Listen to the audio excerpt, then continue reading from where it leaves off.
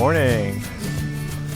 My name's Nick. This is my co-star Otto. He's actually here to say hello this morning for the first time in quite some time. Exciting. Hope you're all doing well today. Today we got some rain last night, so I don't have to worry about watering, which is nice. I'm gonna continue on my grass maintenance that I had to do back here today. I'm gonna show you a little bit of what I did yesterday, or the results of what I did yesterday. And let's talk a little bit about food for the chickens again. I just kind of keep talking about that because I think it's important to know that if you are keeping chickens, you don't have to rely on store-bought feed all the time. You can rely on other things, and that can seem really obvious, and I've talked about it a lot, so if you're watching every one of my videos, sorry for repeating, but it's a really good point that people need to understand that you can feed chickens almost exclusively on food scraps. If you are, a decent-sized household producing a lot of your own food, if you're actually like cooking food and have lots of food scraps and extras, etc., chickens love that. So I'm going to show you a little bit about what we're going to feed them today, and other than that, let's get started. All right, so the rain gauge, we got probably about a 1/4 inch, maybe a little more than that yesterday. It actually came in the evening. I was actually out here about to water everything because it hadn't rained all day, and looked up and saw a little bit of a dark stormy sky coming, which you can't always count on here in the tropics, because especially where we are, because it can be raining just across the road and not where we are itself, which is kind of crazy to me in some ways. But we did get plenty of rain. We got enough rain to not have to worry about watering, which is really all I care about. If I can get away without watering the plants on a regular basis, that's the goal, right? Or at least use rainwater to water everything. That's the goal in the future, to basically harvest rainwater from the roof to water the garden, so I don't have to pay for water, because that's just a little silly to me, because we get so much water here in a tropical rainforest that we shouldn't really have to rely on store-bought water to do any irrigation. So that's a project in the future. I think we'll be doing that somewhat soon, but I say these things and it never actually happens. So, but it'll get done, because rainwater harvesting is a really, really great thing to be doing and a great skill to learn. So it's something I definitely want to do more of. I have done a few rainwater harvesting systems, installs, etc., but I definitely need to get my hands more dirty and keep going with it. Next step here. This is where we just keep all of our food scraps in this old kind of greens tin that you can buy at the stores, if you're buying your fresh greens. And it's perfect because it has a little bit of lid that does snap on, but it doesn't, it's not so tight that, we don't get a little bit of airflow, and it's not hard to remove, because we want to be able to just pop it off, throw stuff in, and then close it back up. We like it closed so the fruit flies don't come so much, but it does need to, I like it to be easily openable, because we take this out every day, so it's not like it's going to be sitting inside and rotting for a while and getting really smelly. Because if you have a system, in a smaller household where you have a small system, you might not empty it. If you don't have chickens in your backyard, you might not empty your compost until it's full and you walk out to your little compost turner or whatever you have. For us, we can have somewhat of a less strict one, because we do bring it out every day, because it's part of the chicken's feed regimen. So in here today, there's actually leftover. Katie burnt some popcorn when she was making it yesterday, so we have some popcorn, which they love. They love popcorn.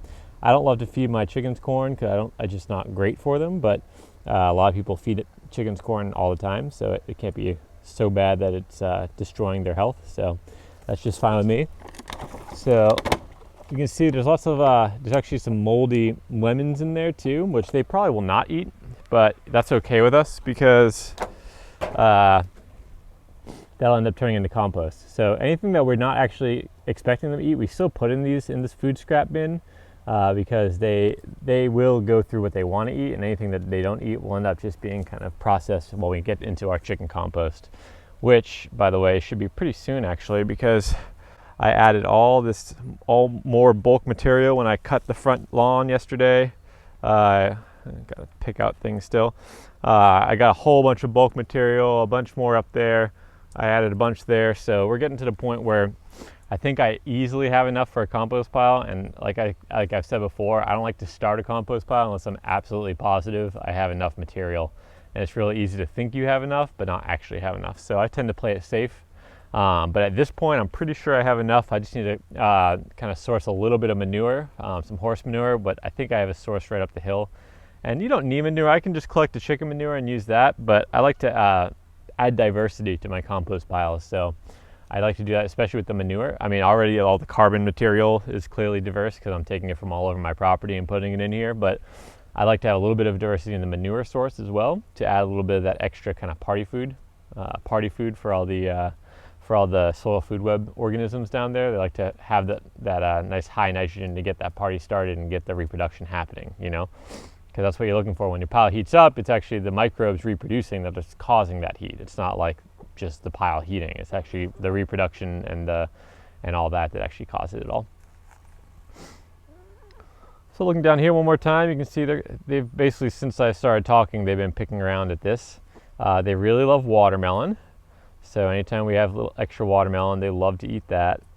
That's one of their favorites. They do love the popcorn. They haven't really jumped into it yet because there's the other things they prefer. So you'll notice they always go for the things they prefer first. So if you do have chickens and you want to start feeding them food scraps, just throw a bunch of stuff in there, see what they like a lot. And then you know when you're actually eating, oh, well, if I don't finish this, then I can bring it out for your chickens and they'll have a field day on it. So, and then there's also, funny enough, there's breaded chicken, and some of y'all may think that's cruel to be feeding the chickens chicken, but they love it. They don't mind it at all. They really enjoy meat products, I find, especially chicken, funny enough, and they also really enjoy eggs. I don't know if you've ever had chicken. If you raise chickens, you might have a chicken that actually ends up eating their eggs before you can harvest them.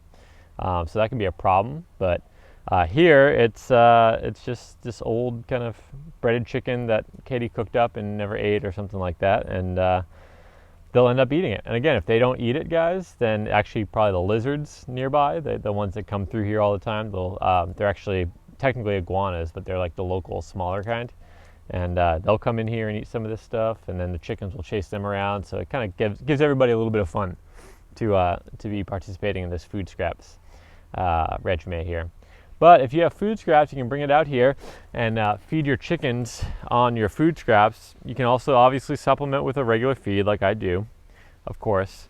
But if you have between a decent amount of food scraps, especially if you have 4 or 5 people in your household that are creating all that food, enough food scraps to actually sustain a few chickens, that can almost be your entire chicken feed bill reduced by just using the food scraps.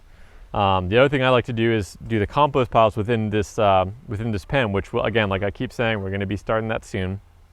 We will be starting it soon now because I'm pretty confident we have enough material to actually get started. So we'll be doing that soon. I'll make sure that that I feature that quite a bit. I'm excited for the whole compost process, and I'm going to try to take you guys along the journey from very beginning to very end. And I think that'll be a fun little series for us to go through, and a fun little story to tell. So, yeah, that's the chickens down there. And then once you have the compost started in here and it's actually active and everything, the chickens really, really like that. They like to search through there and scratch through there to find the little microbes down below, and the little bugs and insects that are eating on those microbes. And you can see here, this area, this is all just organic material that's left in here, and it's already starting to do the composting process. You can see some old carrots in here, etc. But this stuff down here, guys, it's got a little bit wet with the rain, and you can see it's starting to actually look like as if I pulled this from a compost pile, because a lot of this probably was partially composted because I used all my not quite finished compost, and I throw it right back up and use it for my new compost piles too. So this stuff's probably already started to break down, but the chickens, I've noticed in here, especially when it rains, in this little gap before the tarp's right up here, and so it kind of comes down at this level. But anything up here tends to get a little bit more wet, and once a little bit of rain comes in, they're immediately scratching through there, which is telling me there's lots of life down there. And so we already have kind of life happening. We already have the soil food web breaking things down for us, and all the microorganisms associated with that helping us out. Let's check on the broody mama real quick. I don't want to bother her too much. Oh, hi, mama. Let me see if she's poking her head out. Hi, mama. How you doing? You taking a look at all the commotion out here? Rooster's out here. The water. You still got water? You actually drank quite a bit of water from there, mama. have to get you some more water today. And your little food pile. I don't know if that's you eating it or if it's the other ones, but or maybe it's the ants that are in there eating it right now. Who knows? Be doing okay, Mama? You happy in there?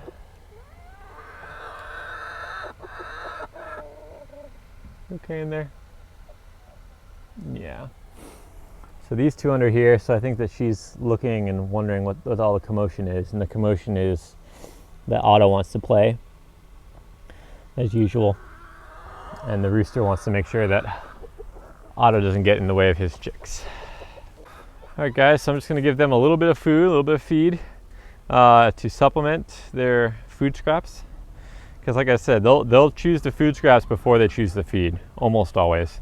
Depending, I mean, if it's stuff they don't want to eat in the food scraps, then maybe not, but the majority of the time, that's the case.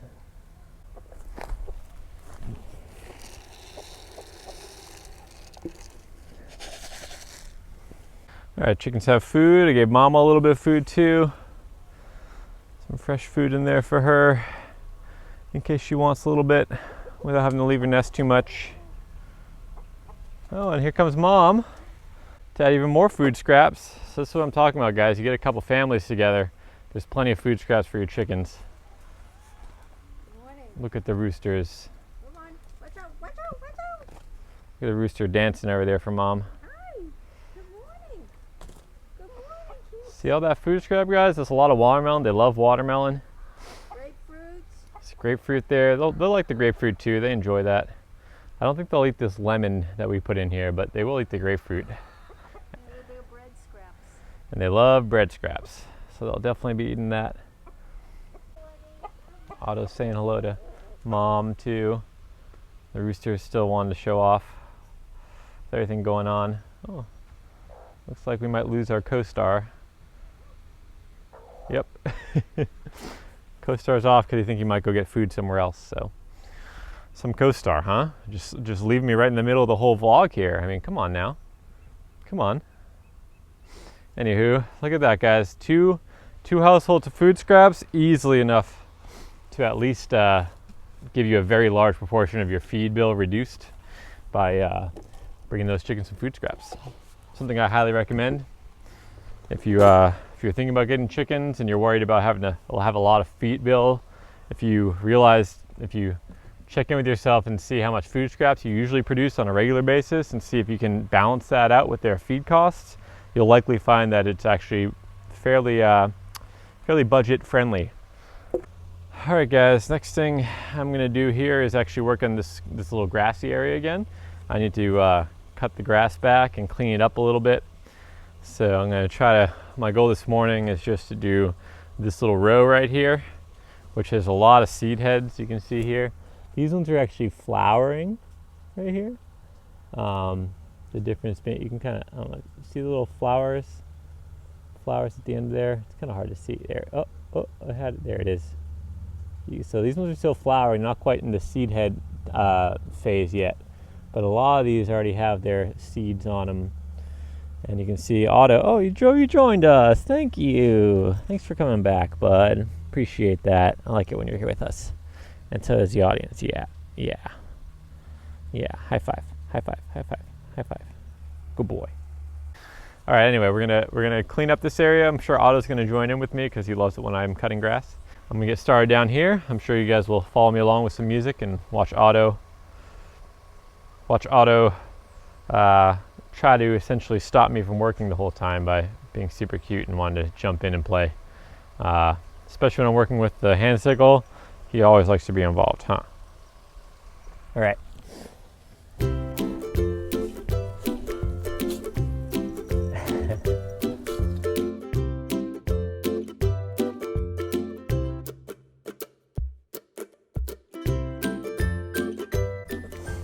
All right, I got the seed heads off, so now it's time to actually cut any grass that I want to keep.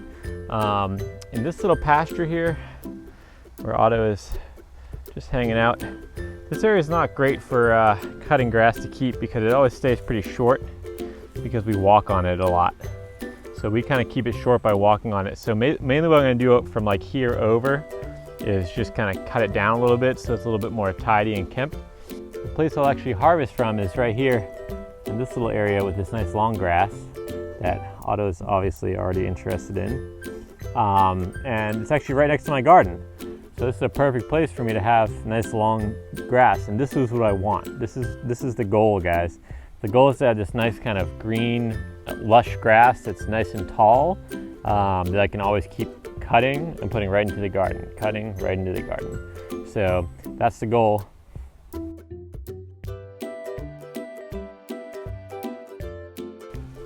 So in that just small little area there, I have this much grass coming out of it. And I just pick through to see, I don't really want that goitre in there, any kind of seed heads I may have picked up along the way.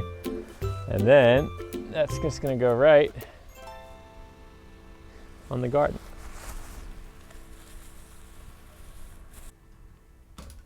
Kay's about to leave to go to Costco to pick up our kind of monthly supply run of big stuff. I think she's gonna come say goodbye to me now. We'll find out in a second. Maybe. There she is. There she is. Like I said, just fresh done teaching. Very excited that's the morning.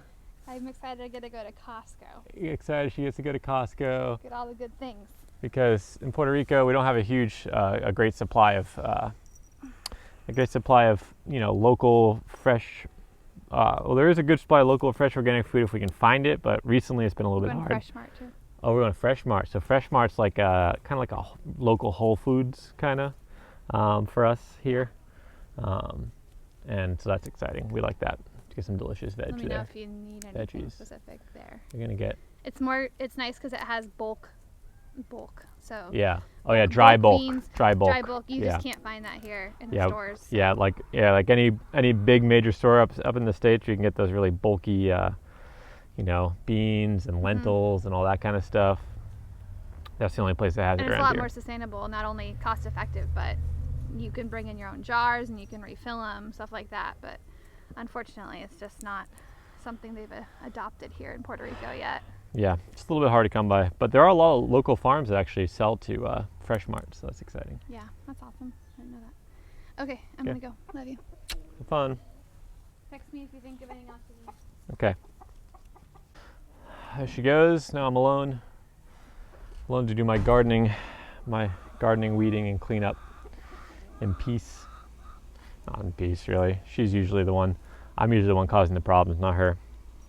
It's hard for me to get started when I just have this cat right here just hanging out with me the whole time. I just want to play with you the whole time. So I'm trying to finish up this grass thing, but you know what? I'm going to do this a little bit later today. It's starting to get a little hot already, and I want to do a couple things before it gets too hot. So I'm actually going to call that the end. Got a nice little view of my mornings when Katy gets to come out and I get to see her for the first time. It's always a fun moment for me every day. I'm very fortunate that now we are both, or she's working from home always, and of late I've been more or less working from home. And it's been really nice being able to see her every day and being around her every day, and surrounded by love, guys. Surrounded by love and surrounded by happiness, and both in the animals and the people and the garden, and can't ask for much more. That's what's so nice. Once you get really connected to your land and the people around you, it becomes much easier to just kind of stay put and be. And that's kind of that's what I'm going towards. Obviously, that takes a long time. It's not like an overnight shift. So if you are thinking about this kind of lifestyle, or if you're interested in living kind of like this, then just know it takes time. It takes time to really get into it.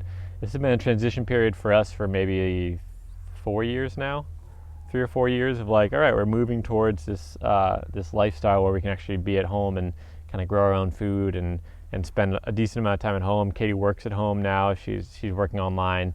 I'm kind of hopefully moving towards being able to work from home and online, doing consulting and other things outside locally here, but also just working from home and doing a lot of stuff here. So really trying to be able to spend as much time on the property as we can, so in the future when we actually get some land of our own and potentially a big piece of land where I could actually do some farming and do some food production for market, then we're kind of already set up to be at home so I can spend most of my time doing that and take you guys along the journey with me. So that's a big plan, guys.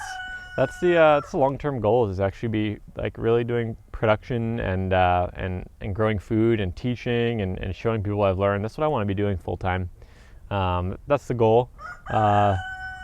Likely a few years before we'll actually get to that point, but I gotta start somewhere, and here I am starting with you guys. So thank you for being part of that journey, and thank you for supporting me along the way by watching this video. If you're watching this video, you're supporting me, and I can't thank you enough. Can't thank you enough for that support. It really helps me keep going every single day.